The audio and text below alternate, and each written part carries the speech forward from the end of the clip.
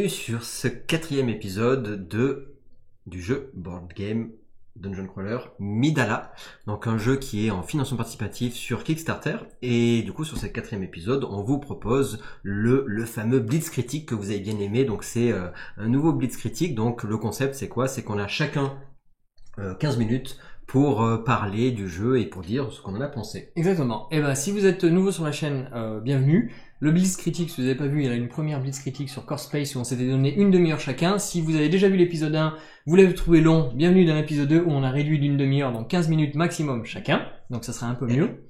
Et puis on va voir où ça n'est. Donc Midala, comme il a dit, c'est un financement participatif. Avant qu'on commence la critique, on va quand même vous informer que si vous n'avez pas vu les vidéos précédentes sur le jeu, c'était un prototype. Donc on a joué au prototype. Il y a sûrement des choses qui vont évoluer durant la campagne. L'auteur et les auteurs, qui sont deux, vont sûrement faire des petits ajustements sur certains peut-être points des règles ou autre. Ouais, ça dépendra comment ça va avancer aussi dans la campagne. C'est ça. Donc nous on n'avait pas le jeu complet, on avait juste un prototype qui était basé sur le tutoriel qui était de 3 chapitres. Et chaque chapitre est composé de 3 cycles, de 3 cycles au total. En gros, ça fait 3 combats, en fait. Ouais, c'est ça, 3 combats, voilà. Faut faire 3 combats pour finir un chapitre, donc on a joué que ces 3 scénarios, ces 3 chapitres, donc pas scénario, mais ces 3 chapitres.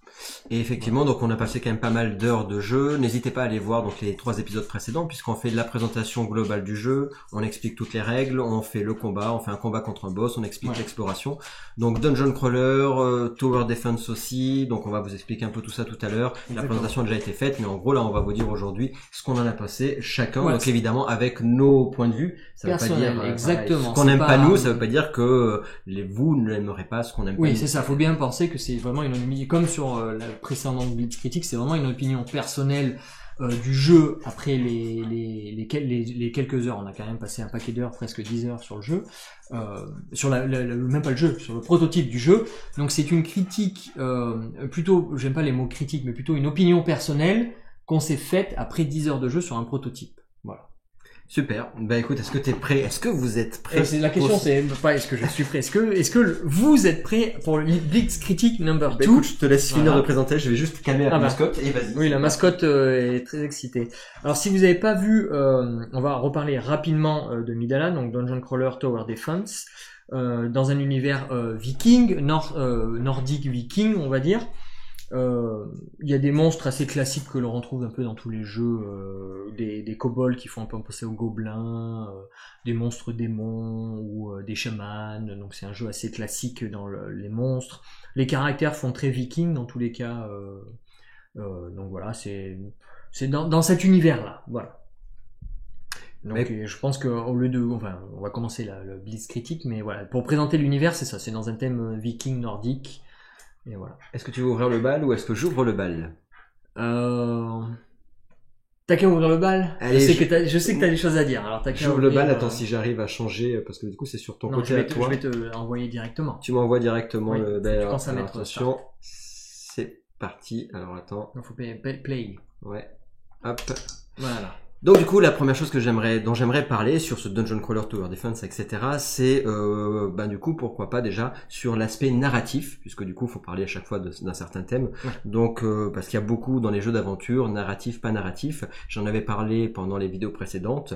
Donc je sais pas toi ce que tu en penses. J'avais dit qu'il y avait pas beaucoup de narration, mais en fait je reviens sur ce que j'ai dit parce que du coup sur le long des 3 chapitres il y a quand même pas mal de narration sur le jeu. Alors on avait expliqué qu'il parle du lore. Donc pourquoi pas, c'est là-dessus j'ai pas d'avis, c'est vrai, c'est intéressant, ça fait comme si on lisait un bouquin.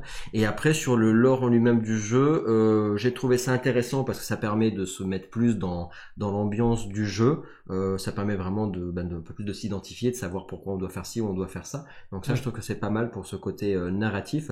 Après l'histoire m'a pas, c'est pas ultra original, donc du coup sur ce côté-là j'ai pas, tu vois, je me sens pas spécialement à fond impliqué dans cette histoire-là, mais par contre je trouve ça bien que ça y soit, donc c'est plutôt un point positif on va dire, même si moi je m'y retrouve pas spécialement là-dedans. Je sais pas ce que toi tu en penses là-dessus. Et ben alors en parlant de ça, donc je trouve ça intéressant. J'ai pas fait beaucoup de Dungeon Crawler ou de Tower Defense encore avec pour parler vraiment si c'est un jeu exceptionnel au niveau narratif ou pas.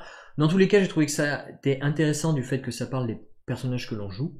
Donc c'est pas juste des héros aléatoires que nous on a choisis et en fait un seigneur quelconque d'un château ou le dieu de la foudre ou Odin nous donne une mission et on part en quête. C'est vraiment là le tutoriel était basé sur le personnage que je jouais qui s'appelle Harkon et donc on suivait un peu sa saga, sa famille ou autre. C'était l'histoire était un peu liée à lui, donc c'était assez intéressant. Donc c'est vrai que c'est un peu un point positif parce que ça t'accroche au personnage, on va dire. Donc c'est assez cool parce que je pense que dans la version finale avec toutes les campagnes, enfin tous les scénarios qu'on pourra jouer, ça étoffera un peu plus sur les autres caractères jouables. Donc c'est assez sympa. Le lore, parler du monde dans lequel on évolue, c'est assez cool aussi. On le débloque au fur et à mesure des chapitres. Donc ça c'est pas mal, c'est dire qu'on n'a pas besoin de se taper, mauvaise expression. On n'a pas besoin de lire 250 pages d'histoire, du lore du monde et de se dire ah bah ouais le monde est super, allez on commence la partie. Donc c'est vraiment c'est comme des petits chapitres. Ils nous disent ah bah vous avez débloqué le lore 1, vous pouvez le lire maintenant ou vous pouvez lire à la fin du chapitre 1. Donc c'est à toi je vois que tu as envie de réagir. Alors je te renvoie la balle. Non, pas du tout, je regardais ton compteur. Pardon. Oui. Non, du coup, non, honnêtement, c'est très bien. Je trouve c'est bien dosé. Voilà. C'est-à-dire pour moi, il y en a pas trop, ni pas assez, c'est bien dosé. Effectivement, il y a des petits passages qui sont un peu plus longs que d'autres. Attention si vous lisez pas bien l'anglais. J'avais dit, il y a pas besoin de lire l'anglais. En fait, il y a quand même du texte. Donc, c'est vrai le texte est pas l'anglais, pas si compliqué que ça. Mais il y a du texte à lire, même si quand vous jouez les combats, il y en a pas. Enfin, bref, du coup, ça, c'est plutôt pour moi un point positif. Je vais rebondir par contre sur un point négatif. C'est que, qui dit immersion, dit que j'aimerais retrouver ça sur les tuiles. Et pour l'instant, attention, parce que c'est le prototype, j'avais envie d'en parler quand même, mais si on vient sur la vue de dessus, les tuiles, en fait, les chemins, etc., les tuiles sont très jolies. Donc ça, c'est aussi un truc positif, c'est que dans l'immersion, j'aime beaucoup les reflets graphiques. C'est très très chouette. Par contre, les chemins, du coup, des fois, là, il n'y a pas de chemin. Donc là, il y a un chemin, on sait pas pourquoi il va à droite alors que nous, on va aller plus bas. Donc c'est vraiment des tuiles comme ça qui sont pas spécialement, voilà, j'ai du mal en fait à me représenter, à m'imaginer complètement dans l'histoire parce que les tuiles sont vraiment des tuiles aléatoires et elles sont mises les unes après les autres sans spécialement avoir de cohérence, on va dire, même si c'est beau. Voilà. Alors après, peut-être que ça sera changé, il m'a pas répondu quand j'ai posé la question. En tout cas, sur le proto, à l'heure actuelle, c'est beau, mais ça n'a pas vraiment de sens. Je sais pas ce que t'en penses. Attends, je vais y changer. Hop, pardon.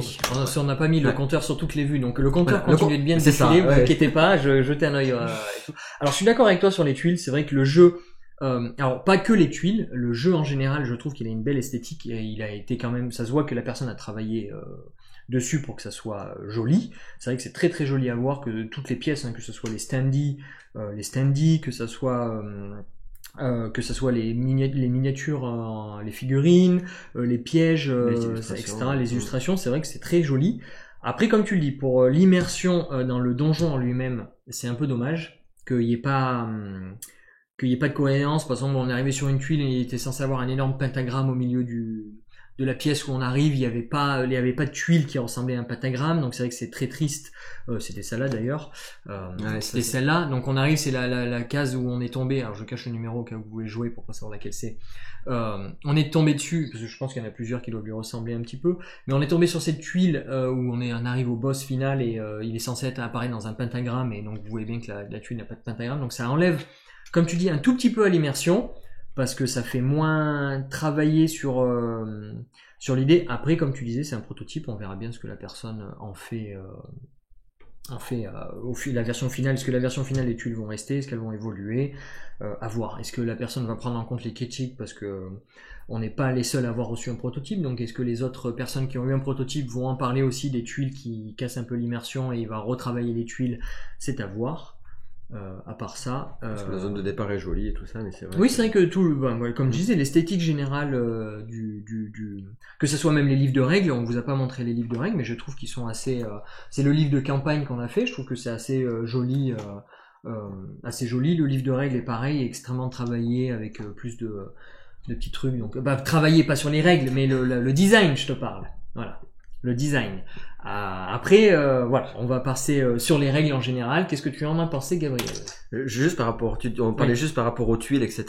Il y a peut-être, alors pareil, vous avez c'est pas grave, vous verrez plus mon horloge, mais elle continue à tourner. Il y a par rapport aux règles, justement, tu parles des règles et du côté, là je parlerai du côté dungeon crawler et règles, parce que ça va un peu avec. Il y a cette immersion dungeon crawler où effectivement on a que le départ et puis on sait pas qu'est-ce qu'on va avoir comme tuiles et on les place les unes après les autres. C'est ce côté aspect dungeon crawler puisque on sait pas où on va aller. Ça, je trouve ça très bien parce que c'est vraiment du dungeon crawler dans le sens où on pose une tuile et elle arrive comme ça. Mais pour moi, c'est presque une des rares choses qu'on va avoir vraiment du dungeon crawler, un peu l'évolution des persos, mais qui est assez faible. Sinon, pour moi, c'est plus du tower defense. Enfin, on va revenir après. Mais c'est surtout, je me posais la question, je sais pas ce que t'en penses, c'est le fait que la façon dont tu positionnes aussi ces tuiles, ça fait, il y a un truc qui me fait bizarre dans ce côté-là. Alors à la fois, ça prend moins de place, mais à la fois, c'est très, je sais pas comment dire. J'ai moins l'impression d'être dans un donjon, dans un truc t'avances. Là, après, voilà, ça reste. Voilà, c'est ce côté de, du coup, je vais toujours avoir le même motif, entre guillemets, de déplacement. C'est plus la façon de, à chaque fois que je vais faire une partie, je vais toujours avoir les tuiles qui vont se placer toujours comme ça, puis je vais arriver là. Peut-être parce qu'on a fait les 3 premiers chapitres. C'est ça. Après, faut peut-être voir sur la longueur, comme on disait, autant sur, comme il y a 14, 15 ou 19 chapitres au total avec l'extension, je sais plus, entre 10 et 20 chapitres avec l'extension. Façon de tourner en rond, quoi. Et donc, oui, mais après, avec l'extension, là, comme on disait, c'est un prototype. Est-ce qu'il y aura plus de tuiles dans la version finale? Est-ce que là, on en a, je crois, 18 ou 19 de tuiles? Est-ce que dans la version finale, il y en a 40 ou 50? Avec, là, la plupart des tuiles qu'on a, c'est des tuiles à une entrée, une sortie. Il y a très peu, il y a des tuiles avec une entrée et 2 sorties, ça arrive, on en a vu, mais la plupart des tuiles qu'on a sont des tuiles à une entrée et une sortie. Est-ce que dans la version finale, il y aura des tuiles avec une entrée et 3 sorties? Parce que certes, après, ça nous force à positionner le donjon dans une certaine façon. Est-ce qu'il a fait ça justement pour que le donjon soit pas trop étalé, qu'il n'y ait pas 50 000 possibilités, qu'en fait, il veut que le jeu soit succinct et que ça soit un tout petit, que ça prenne pas 7 tables pour jouer? Parce que si la personne dit, ah mais non, je vais dans ce couloir, mais je peux encore aller dans ce couloir, et qu'au final, sur 7 km, elle met des tuiles les unes après les autres pour aller tout droit sur un couloir, ça peut poser des problèmes. Après, ils auraient pu aussi décider que le joueur décide après comment tu les orientes aussi, c'est-à-dire bon, enfin bref. Mais du coup, pour répondre par rapport aux règles, donc du coup, donc il dit vraiment dungeon crawler. Moi, j'appelle vraiment ça beaucoup plus. Je trouve qu'il y a 80% de tower defense. Pour moi, je le sens vraiment comme du tower defense. On a notre portail à défendre et l'immersion, elle est chouette par rapport au côté gameplay où on se voit vraiment assaillir par les monstres. On sent vraiment cette pression en permanence et c'est ça sur tous les combats. Hein. C'est tous les monstres se déplacent vers la porte et c'est ça tout le temps. Il y a ce côté-là aussi où ça rouame pas, c'est-à-dire que c'est peut-être ça ce côté qui me fait le truc un peu qui tourne en rond, c'est que les monstres ils vont sur la porte. Ce qui est normal, c'est du tower defense, mais du coup, ça fait pas dungeon crawler. Dungeon crawler, t'aurais des monstres qui iraient un peu de partout. Tu sais pas où ils arrivent, où ils pop. Tiens, il arrive là. Après, là, on sait où sont les monstres au départ. Ils arrivent pas d'un coup. On sait dès le début où c'est qu'il y a les monstres et ils vont tous vers la porte. Donc pour moi, là pour ce côté-là, je trouve que pour du dungeon crawler, c'est pas un point positif. C'est-à-dire que j'aurais plutôt tendance à dire, non, en fait, dungeon crawler, j'aimerais bien que ça arrive au hasard, que ça pop, que du coup, ils arrivent, ils aillent à droite, à gauche, que ça rouame, etc. Que ça aille, voilà. Mais par contre, pour du tower defense, c'est bien. Donc voilà, ça dépend comment on jauge ça. Tower defense en mode règle, je trouve ça très bien. En dungeon crawler, moins. Je sais pas toi. Après, lui, il a peut-être. J'essaie de me mettre à la place du créateur, donc. Et je me dis autant il a mis dungeon crawler parce que ça peut attirer plus de monde sur la campagne. Parce que est-ce qu'il y a beaucoup de gens intéressés par le tower defense, etc. Donc il s'est dit si je mets dungeon crawler avec un petit mécanique de tower defense, il va se dire, ce qu'il s'est dit, il y a plus de monde qui vont être intéressés parce que le tower defense, on va pas se mentir, c'est un peu en essor là, ça monte un peu, il y a plein de jeux qui font du dungeon crawler, je vois énormément de dungeon crawler passer sur Kickstarter, les plateformes de financement participatif. Donc je me suis dit autant il a mis dungeon crawler pour attirer du monde et au final quand les gens vont voir, ils vont se dire c'est plutôt du tower defense mais ça a l'air sympa vu qu'il y a une petite mécanique un peu dungeon crawler, je prends. Ou est-ce qu'il s'est dit non, moi je suis 100% confident sur mon jeu, c'est du crawler, du dungeon crawler et avec une petite mécanique tower defense. Mais c'est vrai que je m'accorde sur toi là-dessus. Ça fait plus dungeon defense, tower defense. Je vais arriver, je mélange les deux, dungeon defense et tower. C'est pas grave, tower crawler. Tower crawler. Ça fait plus de la défense que du dungeon crawler, ça c'est sûr. Après, dans cette mécanique-là, moi c'est ce que je disais, ce que j'aime bien dans Midala, et ce que donc peut-être ça diffère avec toi par rapport à l'expérience que tu as. Moi je trouve que il est très abordable pour n'importe qui. C'est-à-dire qu'il n'y a pas beaucoup de règles. La plupart des règles, elles tiennent là-dessus. Parce que ça, c'est une... Enfin, je veux pas dire que les autres jeux ne le font pas, mais la plupart des règles du jeu tiennent là-dessus. On utilise le livre de règles que quand on se rappelle plus d'une partie des phases et en se disant tiens, faut que je me rappelle un peu comment ça se fait. Et je vais jeter un œil dans le livre de règles, comme tout à l'heure on a eu à un moment, on a ouvert le livre de règles 2 minutes, on se dit ah ben non, ça peut pas, on fait pas ça comme ça. Donc je trouve qu'il est accessible vraiment à tout le monde. Vous avez jamais fait un dungeon crawler ou enfin un tower defense, vous avez pas envie de vous compliquer avec un gros jeu avec plein de règles. Là les règles c'est vraiment une page quoi. Et donc une fois qu'on a appris ça, ça se fait tout seul, c'est assez rapide, sauf pour l'activation des tuiles où toi t'es pas très optimiste là-dessus. Moi j'ai trouvé que je veux pas dire que la mécanique est facile, mais après, comme je disais, comme on a que les 3 premiers chapitres, est-ce que cette mécanique va être utile plus tard ou pas? Parce que la mécanique des tuiles, d'activation des tuiles est un peu particulière, ça c'est sûr. Gabriel va vous donner son avis. Pour moi, je peux pas me prononcer, c'est vrai que c'est un peu bizarre, mais est-ce que ça a un rapport plus tard important, ou est-ce que c'est fait exprès pour qu'on puisse faire une stratégie en se disant bah tiens, je sais quel monstre va s'activer en premier, donc je vais peut-être aller tuer ces monstres d'abord parce que les autres c'est pas très grave, ils vont s'activer, mais le temps qu'ils viennent à la porte ou autre, ça va mettre du temps, ça servira à rien. Et donc je sais pas, j'ai du mal à me prononcer sur l'activation des tuiles. Alors clairement l'activation des tuiles, moi je trouve qu'il n'y a aucun intérêt à activer les tuiles comme ça. De toute façon ça reste du hasard sur le pop des monstres. Donc à la limite c'est même pas, enfin je vais le dire de façon négative parce que je vois pas l'intérêt et ça alourdit au niveau des règles, mais c'est anecdotique. C'est-à-dire que c'est pas pour ça que j'aimerais le jeu ou que j'aimerais pas le jeu, ouais. Mais c'est vrai que c'est un petit point où là-dessus c'est dommage. Par contre, je te rejoins complètement sur le fait que le jeu est très accessible, que du coup tout le monde peut y jouer. Les parties sont plutôt rapides, ça c'est très bien au niveau du gameplay. Le gameplay en lui-même, on va parler des héros, je trouve que c'est plutôt bien pensé. Pour moi, vraiment du gameplay de Tower Defense, donc niveau règle Tower Defense, je trouve que c'est bien imaginé. J'aime beaucoup le concept de chaque héros, de chaque ennemi, comment il se déplace et leur capacité. Ça laisse vraiment à réfléchir. Et on disait tout à l'heure, on réfléchit beaucoup avant de commencer la partie, et c'est là où il y a le gros côté tactique du jeu, c'est comment je débute ma partie et comment je vais me placer par rapport à tel et tel monstre qui sont popés. Et ça, je trouve que c'est niveau tactique, c'est vraiment très bien. Donc ça, un gros plus. Mais vraiment pour du Tower Defense, je suis moins fan. Voilà, faut que je me le conçois plus comme du Tower Defense. Voilà, oui, même, en fait, tu veux dire pour le Dungeon Crawler, parce que voilà, tu vas dire Tower Defense. Mais pour le Dungeon Crawler, c'est moins l'aspect. Voilà, mais voilà, si je m'imagine ça plutôt comme du Tower Defense, oui, le concept de la mécanique des monstres marche très bien. Après, il y a ce qui me frustre plus, donc ça c'est plutôt mécanique des monstres, je trouve ça très bien. Le tactique de placement et des monstres c'est très bien aussi. Par contre, je suis plutôt frustré sur mécanique des héros qui est intéressante au niveau des plateaux, comme vous l'avez pu le voir, où on met un jeton sur une des actions et on va pas pouvoir la refaire. Ça fait effectivement penser à Spirit Island parce qu'il en parle, oui. Ou à d'autres jeux où on a effectivement pas de hasard. Le hasard il est sur le pop des monstres mais pas sur les plateaux, donc ça c'est intéressant, c'est bien, mais sur les fiches en tout cas des persos qu'on a pu jouer, pour moi ça manquait un peu de profondeur, même beaucoup au niveau de la tactique des héros, et c'est pas là-dessus qu'il faut chercher la tactique, c'est vraiment sur les monstres plus que sur vos capacités de héros, même si effectivement il faut se demander dans quel ordre on va les agencer. Ouais. Mais voilà, et encore là-dessus, bon bah pourquoi pas, parce que comme c'est quand même très sympa sur l'activation des monstres, pourquoi pas. Par contre, et là sur les règles, c'est le jeu à campagne, c'est un jeu qui se joue à campagne, et là où j'ai la plus grosse frustration, mais du coup c'est aussi le côté positif pour les gens qui n'ont pas l'habitude, qui n'ont pas les joueurs qui peuvent arriver réguliers, ouais. Etc.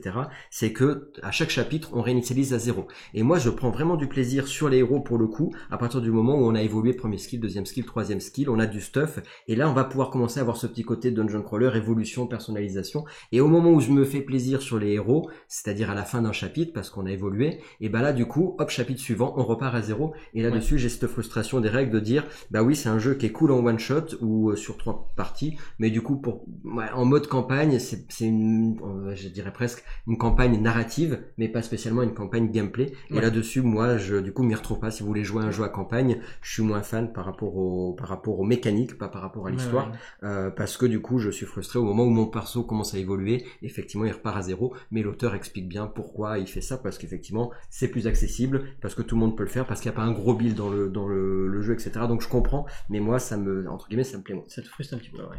Alors c'est vrai que la personnalisation des héros est assez sympa. Je comprends, je pense que l'auteur a fait ça, qu'on puisse pas avoir un héros qui va être super stuff à travers toutes les campagnes pour éviter éviter de s'ennuyer au bout d'un moment parce que tu marches dessus la campagne sans rien faire. Et surtout, je pense aussi pour l'accessibilité. Et c'est-à-dire que n'importe qui peut commencer un héros. Alors le truc, alors je vais pas un négatif. Par contre, tu vas peut-être être surpris. Négatif, c'est vrai que c'est un peu compliqué. C'est les skills qu'on gagne, c'est des skills aléatoires. C'est-à-dire qu'on mélange un paquet de skills, on en tire 2 plus le 2 plus un nombre de plus le nombre de joueurs. Donc que 4, on avait que 4, on était 2 donc on tire que 4 skills. Ça fait pas beaucoup. Et c'est vraiment aléatoire. On a fait sur les 2 premiers chapitres, on a eu plutôt des bonnes mains au tirage et ça fait toute une partie. C'est-à-dire que la stratégie était totalement différente. On a plus moi je me suis plus amusé, même si on faisait un reset du héros, je me suis plus amusé sur les 2 premiers chapitres parce que notre main de skill était plus intéressante que sur le chapitre 3 où on a eu les skills sont plus forts, mais après oui. Mais c'est pas les plus forts, mais le skill niveau 1, enfin le skill niveau 1 qu'on a quand on a fait notre tirage de skill niveau 1 pour le chapitre 3, je vais pas vous mentir, c'était pas glorieux. C'est-à-dire que c'était pas les skills les plus intéressants. On a d'ailleurs perdu la première partie qu'on a fait, on a dû refaire une deuxième partie pour essayer d'aller jusqu'au boss et ça a été plus compliqué, mais c'est vrai que le tirage au sort de skill niveau 1, ça a été assez compliqué sur le chapitre 3. Et ça m'a un peu frustré en se disant, c'est vrai que c'est la partie un peu aléatoire qui peut faire que la balance de la partie est pas, je veux pas dire complètement mauvaise, mais qui fait que c'est un peu plus compliqué. C'est là où il faut vraiment faire de la stratégie énorme avec ses camarades de jeu pour arriver à s'en sortir parce que t'as les skills que t'as pioché et des fois c'est compliqué. Mais à part ça, c'est vrai que non, le skill du héros, je vois enfin c'est sympa que tu puisses les reset. N'importe qui peut prendre une partie en cours avec toi en disant je suis au chapitre 12, joue avec moi, prends le héros que tu veux, joue avec moi, tout le monde recommence au départ, donc c'est assez sympa.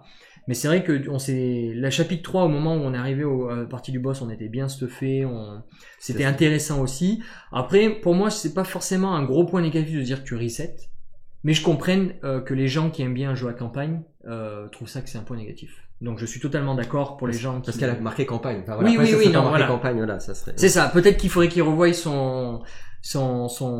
façon dont il écrit ses phrases, etc. pour ça. Mais c'est vrai que si vous êtes vraiment basé sur je stuff mon héros comme si vous jouez à D&D, par contre Donjons et Dragons, si vous faites un Donjons et Dragons, vous adorez avoir des héros qui sont de plus en plus forts, contre des monstres de plus en plus forts, c'est pas forcément le jeu pour vous. Là, c'est vraiment accessible, on joue avec n'importe qui et on fait une partie d'1 heure, 1 heure et demie et on range le jeu, c'est pas grave si vous recommencez 2 mois plus tard, il y a pas de souci quoi.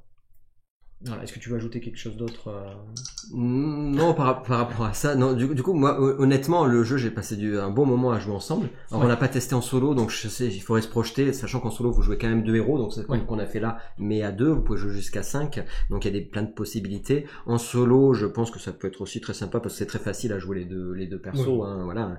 Mais comme chacun joue son tour. Moi, j'ai passé un bon moment. C'est plus sur comme tu disais, je pense que si je dois faire une critique sur le jeu, c'est plus sur la formulation, c'est-à-dire dungeon crawler. Après, c'est mon avis, vous pouvez vous dire tiens, dungeon crawler pour moi c'est ça. En tout cas pour moi, c'est pas ce que je m'imagine du dungeon crawler, même si vous expliquez ce que je disais oui mais ça non.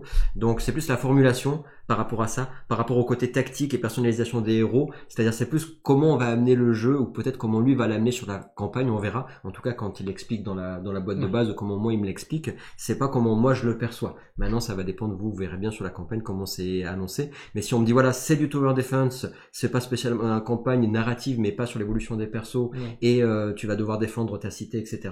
Écoute, c'est chouette, voilà. Maintenant si tu me dis c'est un dungeon crawler en mode campagne et que j'achète le jeu pour un dungeon crawler en mode campagne, je te dirais écoute, je suis pas content de mon achat parce que c'est pas ce que je m'attendais pas à ça. Oui, je vois ce que tu veux dire. Voilà, parce que... Non, je vois ce que tu veux dire. Après, je sais pas si, est-ce que tu veux pas le percer, est-ce que tu veux qu'on fasse une sorte de, vu qu'il nous reste à peu près 5 minutes chacun, est-ce que tu veux qu'on fasse une sorte de conclusion? Comme tu veux. Enfin, après, qu'est-ce que t'en penses là-dessus ou sur le Non, mais non, je te rejoins. C'est vrai que c'est peut-être, l'auteur n'est pas anglais. Donc, il y a peut-être un problème de traduction aussi entre la langue natale de l'auteur. Après, c'est le proto, donc. Oui, après c'est le proto. Est-ce qu'il y a un problème de traduction entre la langue natale de l'auteur et l'anglais? Est-ce que il a écrit campagne parce que il s'est inspiré de jeux de Dungeon Crawler où c'est écrit campagne et que donc il s'est dit je vais faire un jeu à campagne alors que que c'est pas Je peux me permettre de... que c'est pas spécialement ça. Oui, vas-y. Juste parce que du coup on n'en a pas plus parlé, mais effectivement il y a une fiche qui vous permet en fonction de chacun des chapitres, si vous perdez ou vous gagnez, effectivement il y a le mode campagne dans le sens où ça va être plus ou moins dur tout au long de vos parties. Donc ça va s'orienter en fonction de votre groupe, etc. Donc par rapport à ça, c'est ce côté, c'est effectivement ce côté campagne, ça peut être ça, mais c'est vraiment, voilà, excuse-moi. Non, pas de souci. Il n'y a pas de souci. Donc, je sais plus où j'en étais, mais c'est vrai que après c'est dur à savoir parce qu'on n'a pas la version finale, on n'a pas rencontré l'auteur pour lui parler, pour savoir est-ce que c'est des problèmes de traduction, est-ce que c'est lui, son idée c'était vraiment une campagne, il voit ça comme une campagne parce que c'est une histoire qui suit. Ça peut avoir une signification différente par rapport aux gens, donc je peux comprendre. Comme il me reste 3 minutes, alors je vais essayer de faire une petite conclusion.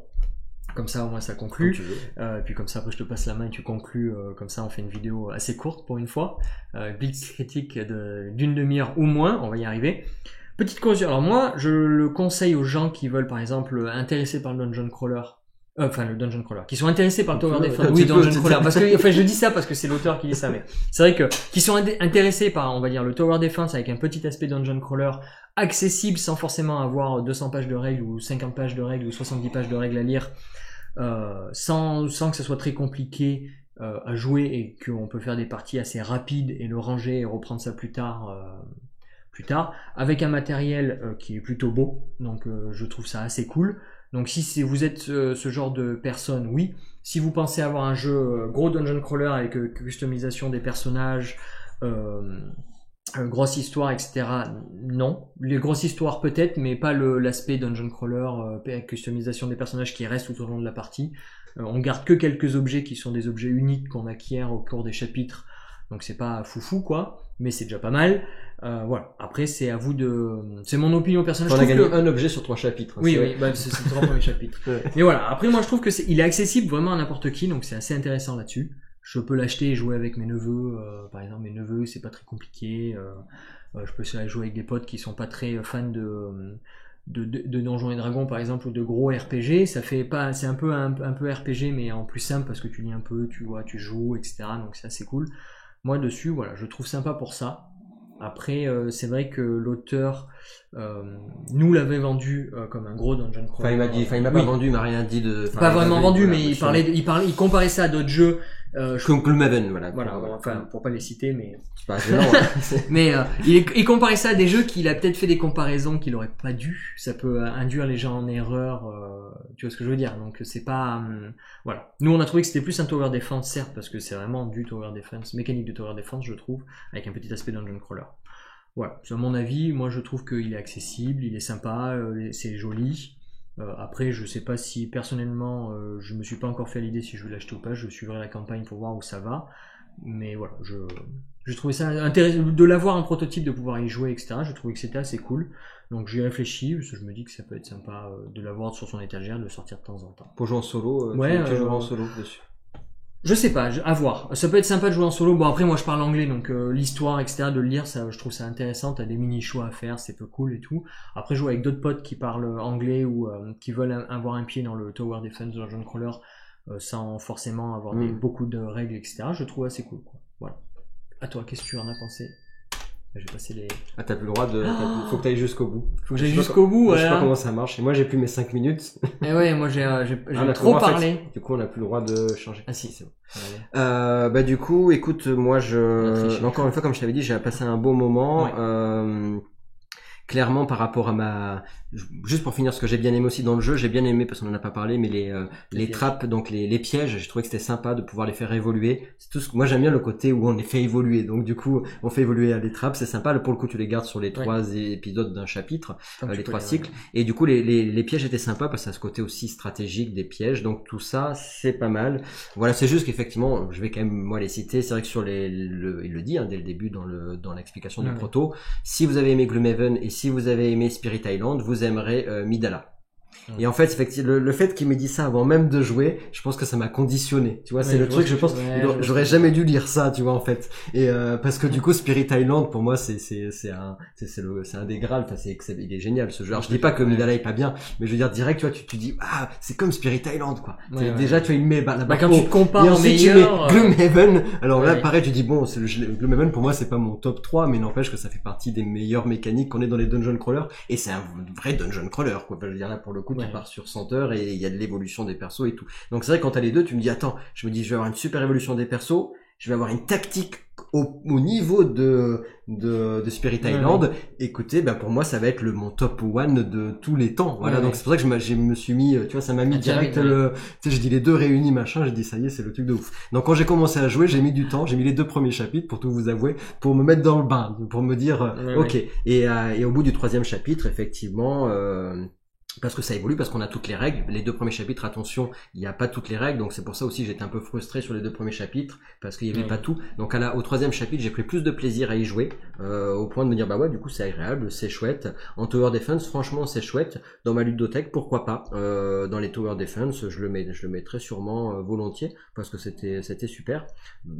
Cette sensation-là, voilà, c'est moins lourd qu'un Cloud Spire, c'est je peux dire que j'ai préféré par rapport, j'ai pas joué assez à Kingdom Rush, mais en tout cas, je trouve qu'il a sa place par rapport à ça. Maintenant, si je dois acheter un dungeon crawler, clairement, j'achèterai pas celui-là. Voilà, mais c'est mon avis à moi et ça dépend comment vous imaginez vous le dungeon crawler. Voilà, donc pour résumer, c'était dans tous les cas un très bon moment. Je mettrai pas le jeu dans mon top 10 des jeux, mais ça veut pas dire voilà, vous savez que j'ai tendance à râler ou pas aimer, donc là pour le coup c'est plutôt positif parce que j'ai moins râlé que sur d'autres jeux qu'on aurait pu faire précédemment. Donc non, j'ai passé un bon moment. Voilà, il y a des choses sur lesquelles ça me frustre un peu et je trouve ça dommage, mais en même temps, à partir du moment où c'est marqué sur le papier, ok. C'est comme ça et comme ça. Faut juste s'y faire. Voilà. Donc à vous après de vous faire votre propre idée. En tout cas, Tower Defense, je dis oui, plus, très bien. Dungeon Crawler, moi je dis non. Enfin, je dis non. En tout cas, c'est pas voilà. Et Dungeon Crawler one shot. Non plus, non. Voilà.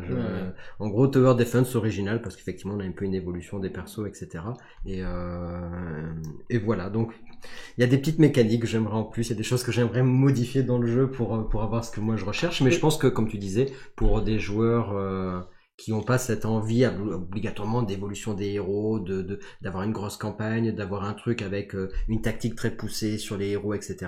Et ben franchement, ça fait vraiment le travail, quoi. Enfin, je sais pas ce que t'en penses. Tu peux continuer à parler sur mon temps. Je te donne de mon temps. Je te donne 20 secondes. Après c'est intéressant. Oui, c'est j'ai perdu mon fil de pensée. J'avais envie de rebondir sur un truc que t'as dit et j'ai complètement oublié ce que c'est. Ah ben, je suis désolé. Et non, c'est pas grave. Sur le fait que c'est accessible pour les gens ou c'était quoi, je sais plus. Mais pour dire que non, après en tant que Tower Defense, voilà, il est sympa, c'est sûr. Et j'ai vraiment perdu le fil de ma pensée. Ça va me revenir au moment où on va finir la vidéo. Un bon moment. Vous nous direz aussi ce que vous en avez pensé. Regardez les vidéos précédentes parce que c'est surtout du coup avec les 3 vidéos précédentes vous pourrez vous faire votre avis. Regardez les vidéos parce que du coup on n'a pas tous les mêmes goûts, donc ça c'est important. Ça dépend ce que vous recherchez. Je pense qu'avec cette critique là, vous avez quand même vu entre les autres vidéos plus notre ressenti, je pense que ça vous donne une idée de est-ce que ça vous correspond ou pas, et est-ce que ça nous correspond ou pas. Voilà, en tout cas pour conclure, je dirais moi Dungeon Crawler clairement non, Tower Defense oui. Est-ce que j'ai envie de l'avoir dans ma ludothèque? Pourquoi pas? Ouais, moi aussi, c'est pareil. Je vais suivre la campagne, je verrai bien. Pourquoi pas? Faut voir un peu ce que voilà. On connaît pas le prix non plus. Ça peut être aussi un facteur, hein. Voilà, de ce qu'il va y avoir. On n'a pas eu ça. Ouais. Voilà, donc il y a encore des petites choses. Donc voilà, pourquoi pas?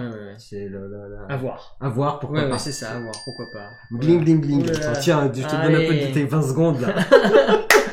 Et après, je disais peut-être qu'on aura un Midala 2.0 avec un peu plus de mécanique, une vraie campagne avec l'évolution des personnages. À voir. À voir. Qui sait? Parce que la personne, l'auteur a apparemment dit qu'il avait déjà pas mal d'idées pour la suite, ouais. En fonction de comment ça allait fonctionner, etc. Donc j'ai perdu. Non. Et non, tu peux plus changer. Je peux plus changer, c'est fini. J'ai perdu. Bon, écoutez, en tout cas, j'espère que ça vous a plu. Oui. Dites-nous ça en commentaire. Voilà. Deuxième Blitz critique. Deuxième Blitz critique. Je pense que 30 minutes, c'est très bien. Qu'est-ce que vous avez pensé du format, de la petite horloge sur l'écran? Et puis voilà, de cool. notre duo, tout en commentaire, n'hésitez pas à écrire, on regarde ça assidûment. Et bah c'est cool. Et on y répond de temps en temps. Et bah à tout bientôt en tout cas. Voilà. Et puis encore une fois, on a pris du plaisir en tout cas. Oui, on remercie encore grandement l'auteur. Bien Vraiment. sûr, on va le rappeler. Grandement l'auteur de nous avoir prêté ce prototype parce qu'on s'est quand même bien amusé. Moi, je me suis bien amusé. Et puis c'est un prototype bien avancé. Hein. Oui, c'est vrai que c'est pas le prototype où c'est tout en carton fait à la main. Ça, on a l'impression qu'il a fait ça imprimé professionnellement, etc. Donc très très joli prototype. Merci à eux, à lui, de son accessibilité aussi et de nous avoir prêté le prototype. On s'est bien amusé. On suivra la campagne assidûment. Ouais. Et puis voilà, on vous invite à faire de même d'ailleurs, de jeter un œil à la campagne quand même pour avoir un plus de détails. Et puis de voir toutes les vidéos qu'on a fait précédemment. Parce que c'est important, c'est ça, c'est pas juste une critique. Regardez comment ça se joue et faites votre propre avis. Hein, parce que souvent des fois, voilà, on dit tiens, bah lui il a dit que c'était bien, j'achète le jeu, puis quand vous l'avez acheté, en fait, ça correspond pas à ce que vous attendez. Voilà. Donc voilà. Si vous regardez les vidéos précédentes, on fait des parties, on fait des parties, donc ça vous donne une idée de comment ça se joue, etc. Et ça vous donne une idée de si le jeu peut vous intéresser ou pas. Voilà. Dans tous les cas, merci à vous. Passez une bonne journée, bonne semaine, bon week-end, bonne nuit, quel que soit l'endroit où vous vous trouvez. Ça nous a fait plaisir. Prenez soin de vous. Faites des commentaires, des cœurs, des bisous, j'aime, partagez. Faites exploser les compteurs, bref. Voilà. À une prochaine fois. Allez, des bisous. Bisous. Ciao. Ciao. Bye.